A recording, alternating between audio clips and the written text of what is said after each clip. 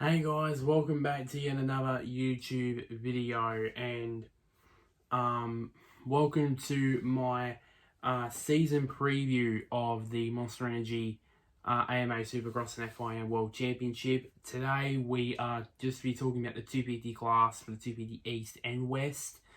In this one, you guys are worried about. Oh, what about the 450 guys? What about Roxon? What about Tomac? What about Webb? Don't worry, calm down. They'll be tomorrow. They'll be in the next season preview. So just calm down. So of course I'll be talking, of course, about as I said, the 250 class, both East and West, obviously. So yeah. So let's get right into it. So I'll start off basically with about both. Basically with both calendars. I might maybe put something on the top here or something down here. I don't know. On the bottom of the screen, I don't know. It's probably just the power of editing, basically.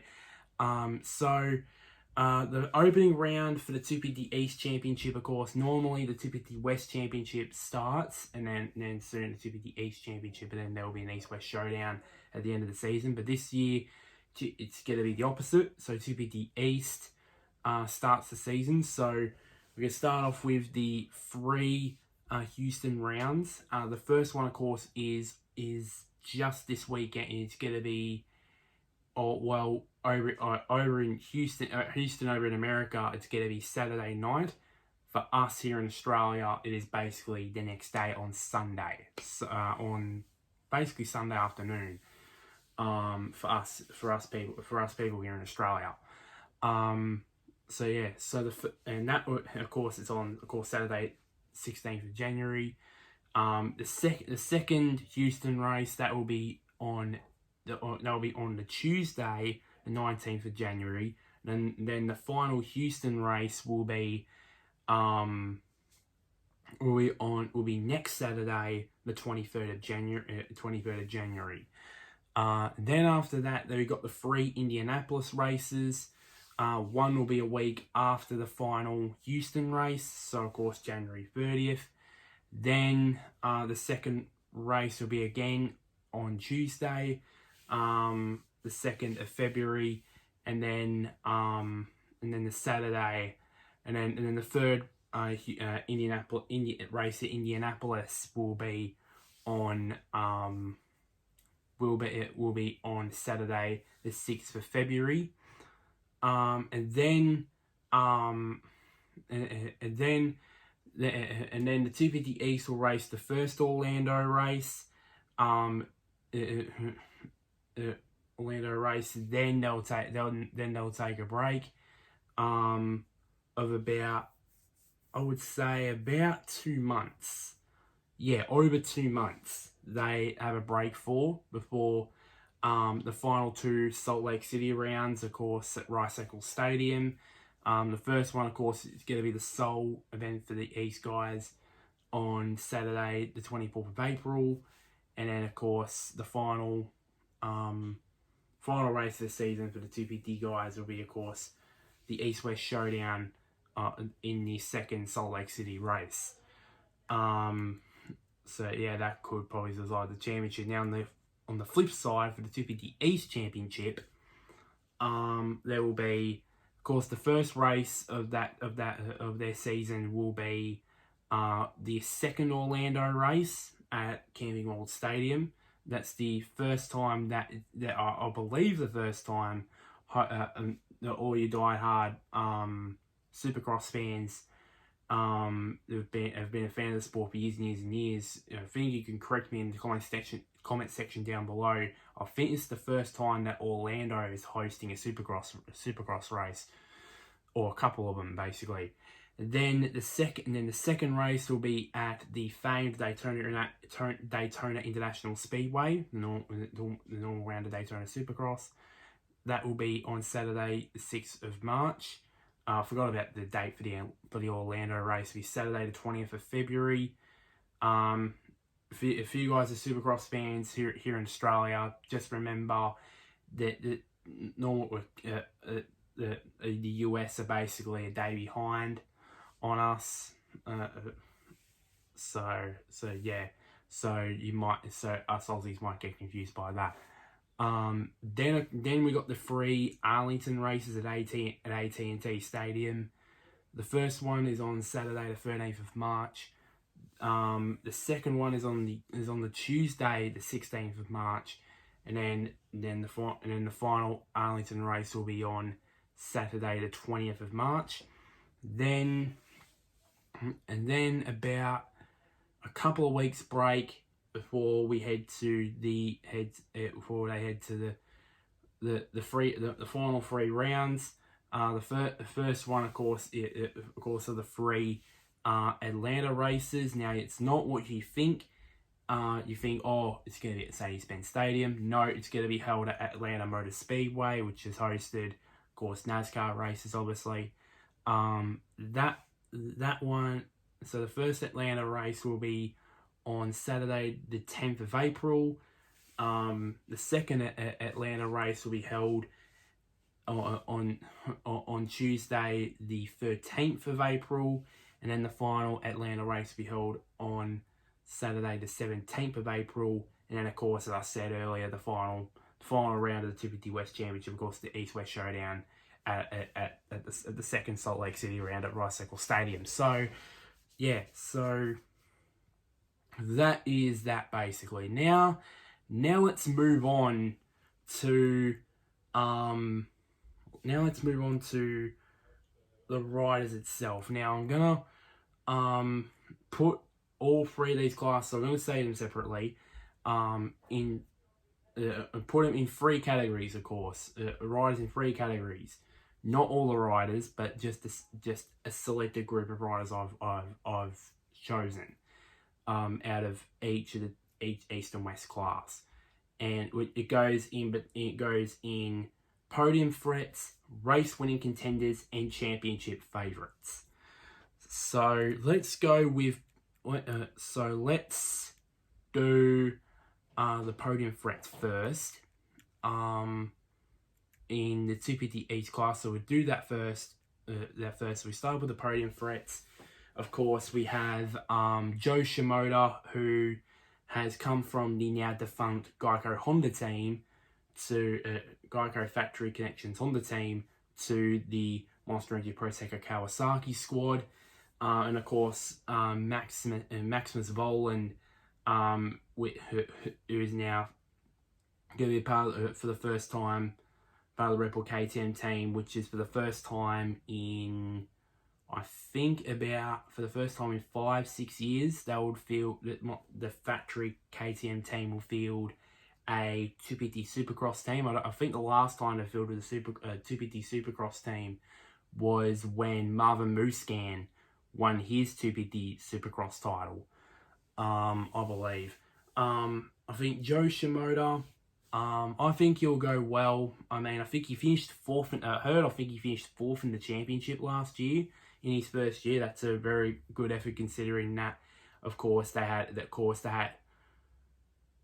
Also, was all focused on Faulkner and Ferrandis, and then of course on his team a guy by the name of Jet Lawrence, which I'll be mentioning later a bit later. But yeah, but I think he'll contend for podiums, but probably not enough to basically be like a race winning contender. Yeah, but no, he might just prove me wrong and just win a race. But yeah. So I believe for me, he's a podium threat, but in my opinion, I don't think he's a title contender or a race winning contender. For me, I believe he'll grab podium. He'll grab about 2, 3, 4 podiums a year and there, but I believe that he might be a race winning contender. You never know. So yeah. Max Volan, as I said, the first time since probably 2015 to 2016 that Red Bull KTM factory team will have a 250 Supercross team. Of course, Max Boland is their main rider now. Now, of course, there's been some people over in the US have said, "Oh, this project is too soon. Volan is just set up to fail." But I think they're probably underestimating Volan. I believe he will get top 10s and top 5s. But I believe he will get maybe get a podium or two. He might get a shock podium or two in a couple of the races. In a couple of races this year, I believe that he's probably a bit underrated. A bit underrated for me. So I think people, in my opinion, are underestimating him. And I believe that I think for me the key for this thing to work for Red Bull KTM is don't put too much pressure on Max. Say to him, you need to win this title in your first year. That's when probably he'll feel the pressure and then basically perform, and then he'll go down, and then performances will go bad, and then basically they'll lose patience with him. And I think for me, Red Bull KTM need to be patient with him for the first maybe 2-3 years of this project. I think they need to be patient with him in terms of results wise on the track. I believe they do need to be patient with him on that front. Now let's move on to the race winning contenders. There's 4 of them here. I'm going to list them off here. RJ Hampshire, Christian Craig, Michael Moserman, and Colt Nichols. So of course, RJ Hampshire, who was a regular podium contender in the 250 East class, when Sexton and McElrath battled it out for the East title last year, and I believe, I think that he can contend for wins this year. I think he can. If the bike is handled right, obviously, I think he can contend for wins this year. Simple as that. Let's move on. No, but I believe that he's got the talent. He's got the talent, and I believe that he will win that. Win a race or two in the 250 East class. Now move on to Christian Craig. Obviously, another one that has moved from the defunct Geico factory connections on the team. He's moved to Monster Energy Star Yamaha. I think he can benefit from that. I believe he will win a race. I think he will win a race in 2020. I think he'll win a race in 2021. I think he will. I think how appropriate that basically, as we all know, in Anaheim too, as we all know, when Dylan Ferrandis dirtingly took out Christian Craig, as we all know, and how appropriate that they're both on the same team, like one in the 250 class, one in the 450 class. I mean, how appropriate is that? But I believe, I think Christian Craig, he'll contend for wins and probably maybe win a race or two. He'll probably shock everybody. Now on to Michael Moserman. Now,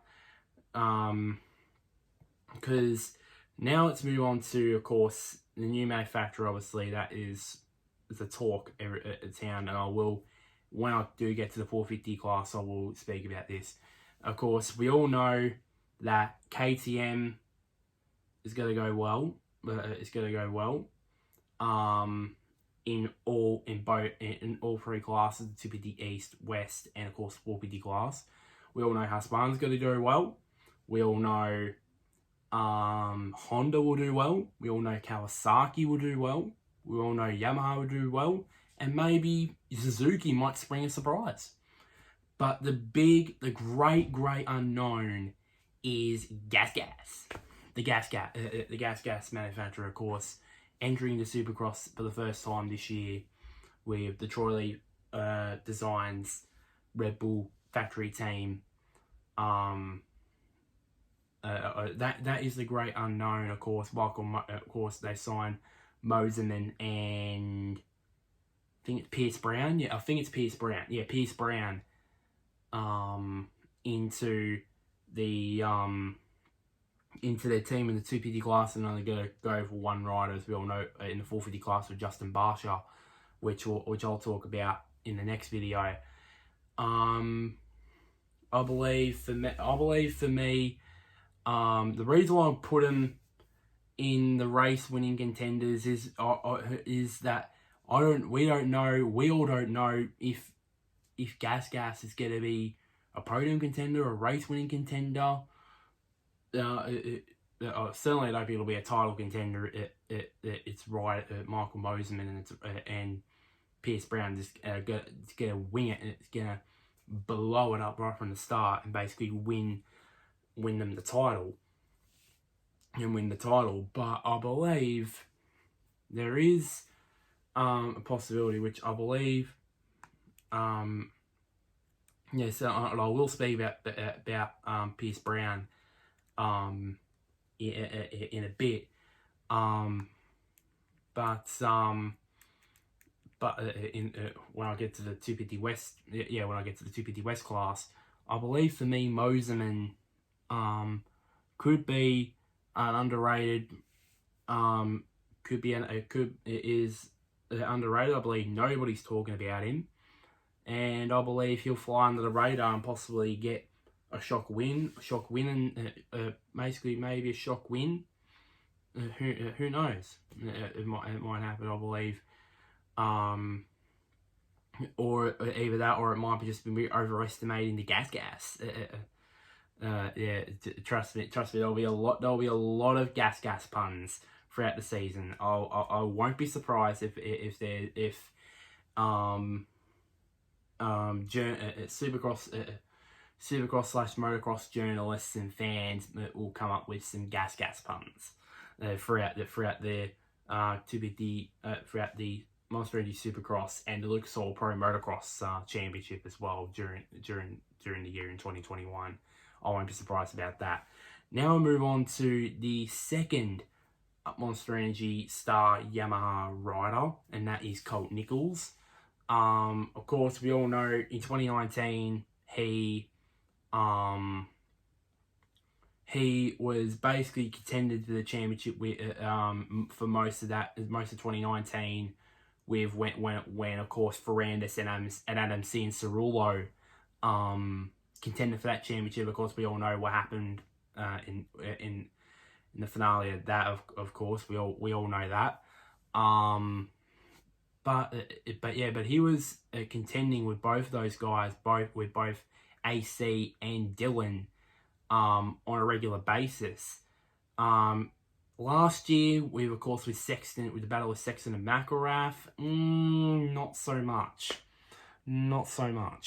And this, I don't know if it was if it was the field, if it was just a different coat because he was racing 250 West and then he moved to East, or was it the competition, or was it the number he was riding for? Number 13, of course, we all know.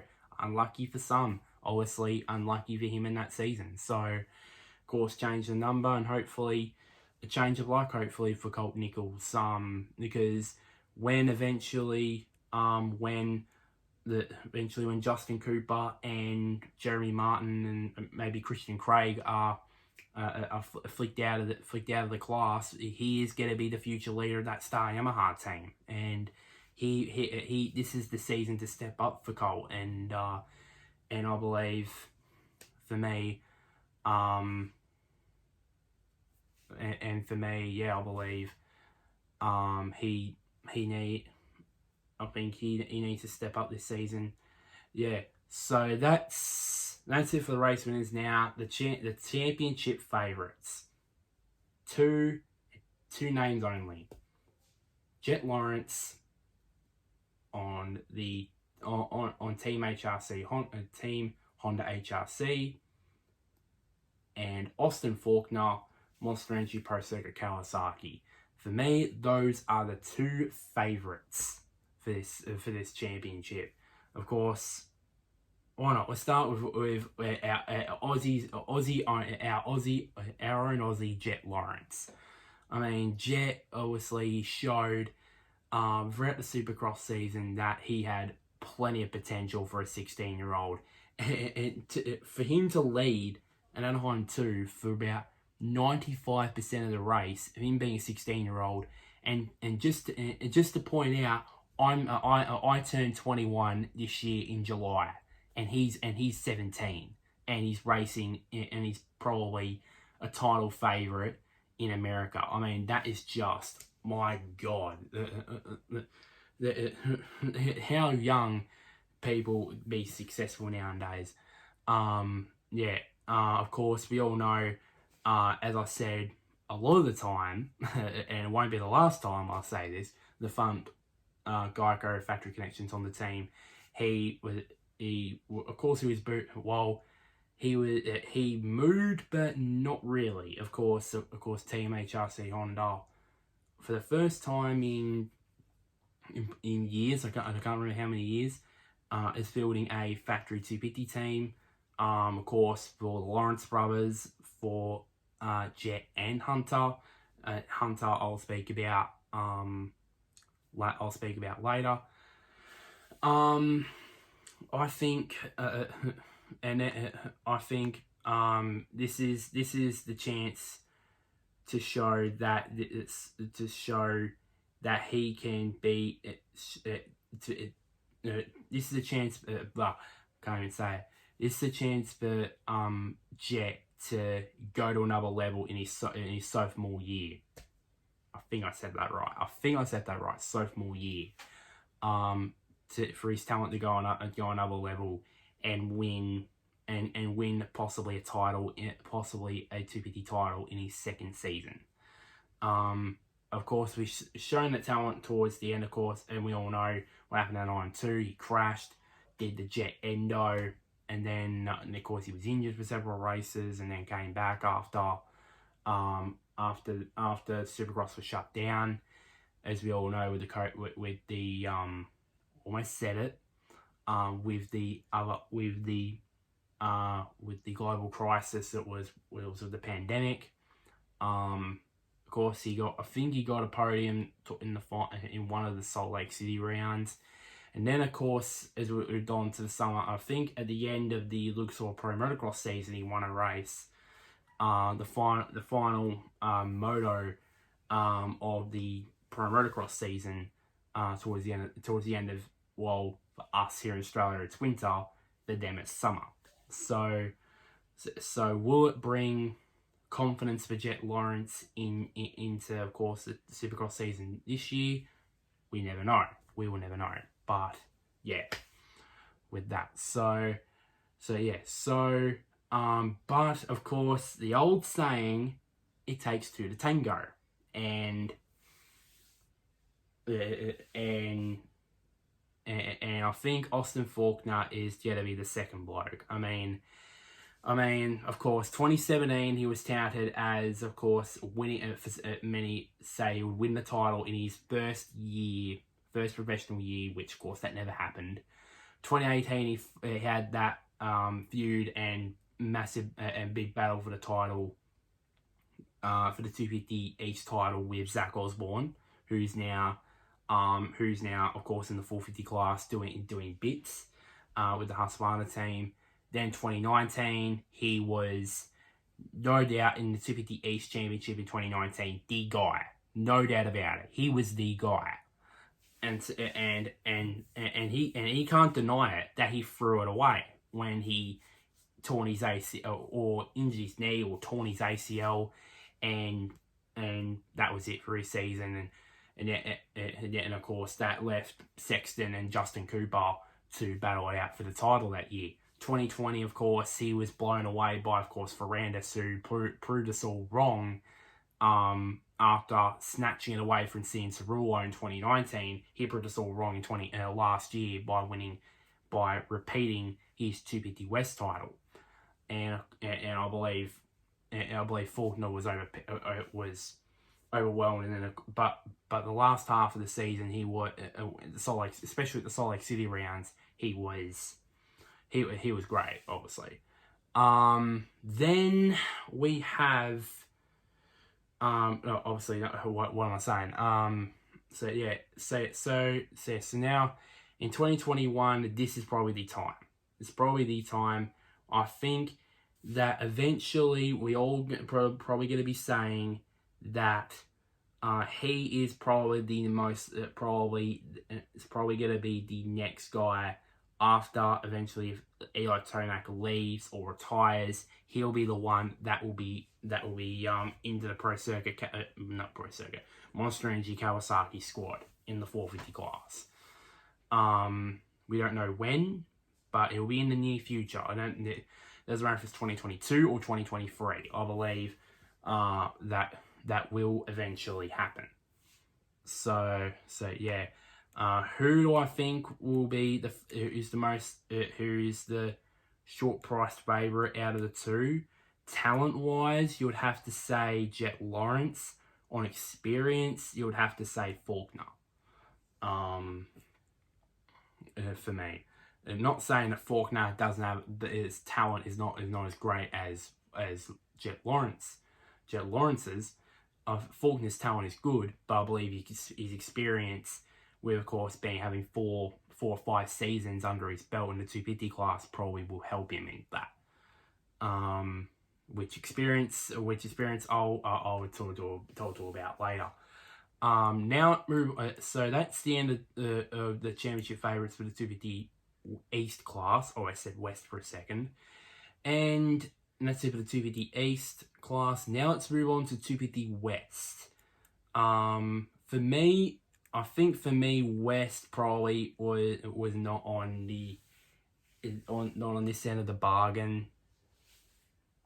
For me, I believe, even though the 250 West class still has heaps of talent, not as much talent as there are in the 250 East class.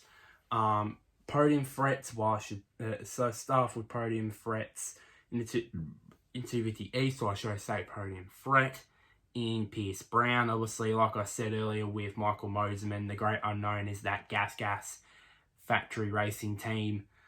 We don't. That is the great unknown because of course they've never raced in Supercross before. Gas haven't competed in Supercross before. So that would mean, of course, some unrealistic expectations sometimes. And I think Pierce Brown, I think he can get at least a shot of one or two shot podiums during the season. For the Troy Lee Designs Red Bull Gas team, but probably that. Other than that, I don't see Pierce Brown setting the world on fire, like winning a couple of races and then challenging for the championship. Again, just like Joe Shimoda, he might prove me wrong and prove everybody wrong and just decide, I'm going to go for this title. I'm going to go for the title, bang, and win a couple of races and win the title, obviously. But probably that won't happen. Now let's move on to the race-winning contenders. There's only 3 of them that I've got here. The reason why I'm looking down here is I've got my laptop here. I should have mentioned that at the start. So So these are names here. We got Jordan Smith, Hunter Lawrence, and Cameron McAdoo. Of course, might as well talk about Smith and McAdoo, obviously, because they're both part of the Pro Circuit Kawasaki team. I believe for me, I think for me they will contend for wins. Both these boys will be on the podium. They will contend for victories. They will probably get a couple of wins. But yeah, I believe for me, they will be contending. Will indeed contend for wins. This season, championship. Let's not put him in that just yet. But I believe that will happen. That will happen. I think them be on the podium, them being on the podium, and then eventually winning races. I believe that will happen. Title contender, not so much just yet. We'll judge on the first couple of rounds of the 250 West Championship, and then we'll see if we're right after that. Now we'll move on to Hunter Lawrence, of course, the older Lawrence brother. I think we need, of course, I need to say something here. All the talk, all the hype, all the focus has been about Jet, of course. 17 years old. He's of course in his sophomore year, and we all know he's very, very talented. We all know that. Of course, we've seen him, obviously, since he was probably since he was a youngster. Yeah, but the one, of course, Hunter, is not to be underestimated. I mean, I know he's had injuries. The reason why he's probably racing west instead of east, because I think the intention was to have Jet race west and Hunter race east. But unfortunately, Hunter, as in the news, Hunter got injured. So basically, that's why they switched around. Like as they say, Jet, you're racing to be racing east, while Lawrence racing west, and that means that it will be much longer. So that means Hunter Lawrence can actually race. Can actually race, because obviously, if he was to be racing east, he will be out for probably half the season because he was injured. Of course, obviously, speaking of injuries, of course, he's been hampered by injuries throughout the last 2 years, obviously. And I believe that I think not having all that hype, all that attention with being the not so popular older Lawrence brother, probably would help him. I think that will actually help, be more of a help rather than a hindrance, in my opinion, because he won't have this pressure of saying, oh, he needs to be up on the podium, he needs to win every single race. Like potential wise, he can win. He can be a podium. He can be on the podium, and he can possibly win races, or he can win races and possibly maybe challenge for Supercross titles in the future.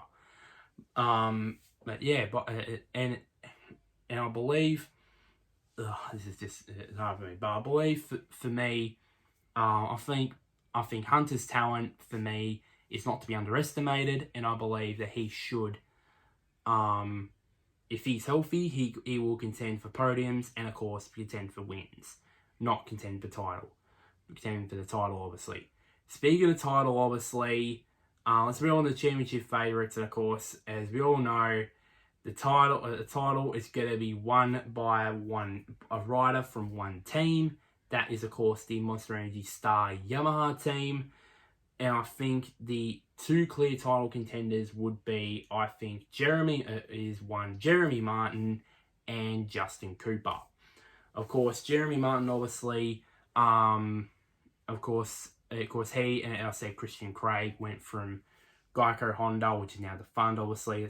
That's like I want you guys to list down in the comment section how many times I said defunct Geico factory connections on the team.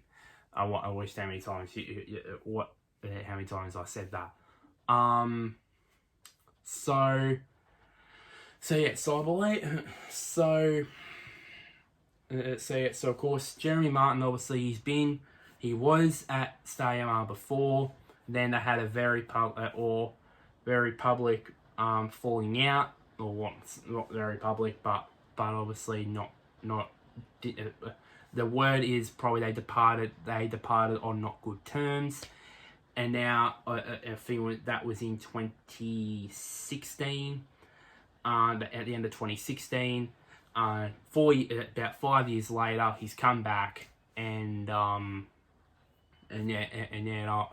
think he, even though that he's in his first season back, and there probably been a lot of changes from now to what it was when he was at the team in 2016.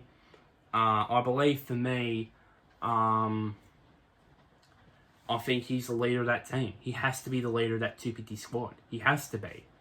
Because he's the most experienced one in the 250 class. And this will be, out of all of them in 250 classes combined, I believe he's got the most pressure. Because he spent God knows how many years in the 250 class, and he needs to be, I think, if there is enough seats in the 450 class in 2022, he'll get bumped up. So I believe the more pressure will be on him, and also more pressure on the next guy I'll talk about will be his teammate in Justin Cooper. Now, of course, Justin Cooper, obviously, of course, we all know he. I think I heard something about. I think in the since his pro debut in the Supercross in 2008, I think it was 2018. I believe he that debut. I believe it was, or 2017. I think. I think he made a couple of Supercross starts in 2017, but it wasn't that competitive. Of course, 2018, 2019, and 2020. I think he's finished top 3 in the championship. I think something like that in both of those 3 years. In all of those 3 years, of course. We all know he contended for the title with Chase Sexton in 2019, without any wins, obviously, and because of his consistency, getting all the podiums and that he obviously got. He obviously contended for the title, but obviously Sexton won the title, obviously. Then moved to West in 2020, and we all know he won. We all know what happened. He won the first one. Actually, I think it was his first 250 Supercross race at Anaheim 1.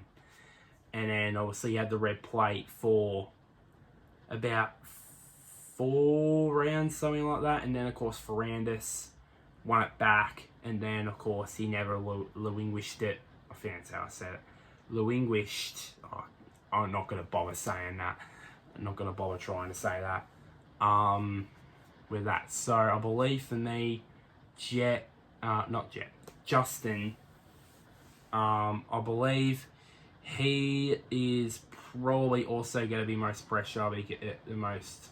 Probably also going to be pressure is going to be on him, because when of course Martin, eventually when he gets bumped up to the 450 class, eventually he will be the leader. He and Colt Nichols will be the leaders of the Monster Energy Star Yamaha team. They'll be the main leaders. So that is that. Now, so that's the championship favourites for the 250 West class. Now, finally, one last thing.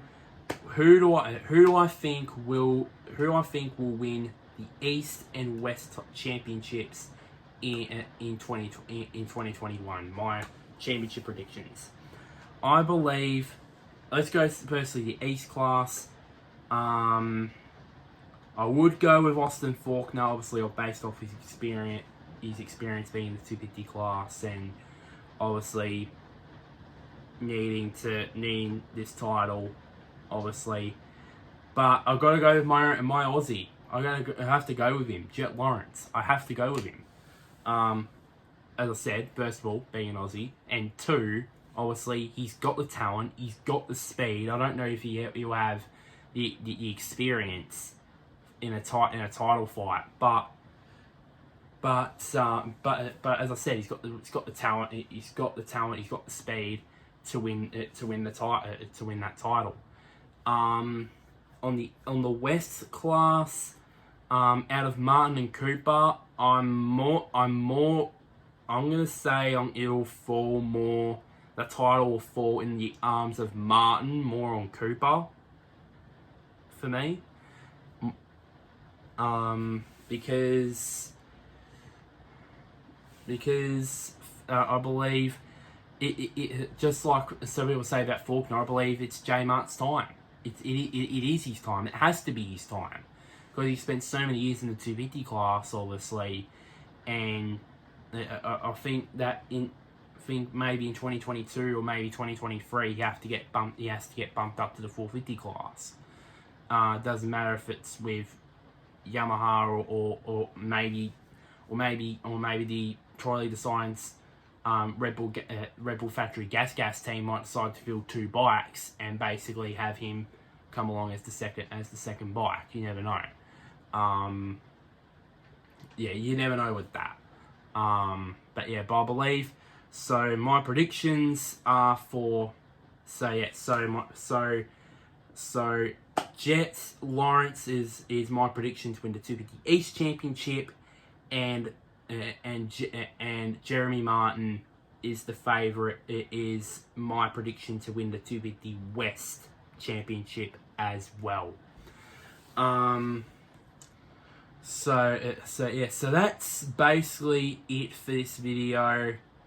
I better end this now because it's gone pretty much almost 45 minutes on this video.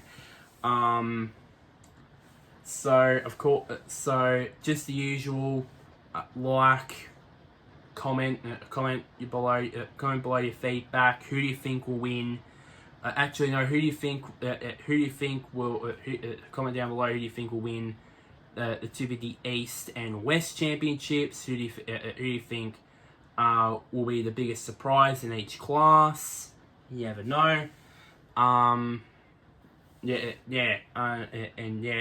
I said this at the very start. Don't worry. Tomorrow I will be, as I'm filming this tomorrow, which is on a late Friday night, very late on a Friday night.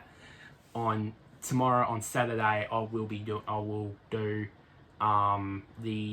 the season preview for the 450 class. So of course, like this. So as I said, like this video, share it to all your friends who are Supercross fans, and of course, somewhere down there, press on the big red button which says subscribe. Also, click on the notification bell to notify when of my latest videos, and obviously switch on notifications, obviously, for YouTube, obviously, and that's basically it. And also one last thing, obviously, if you keep in touch with me on social, if you want to see what I'm up to on social media, down below is name of my Instagram account at Braden_Davis_2000. You catch up with me there. Whatever I do on Instagram. So that's basically about it. Almost 45 minutes gone on this video.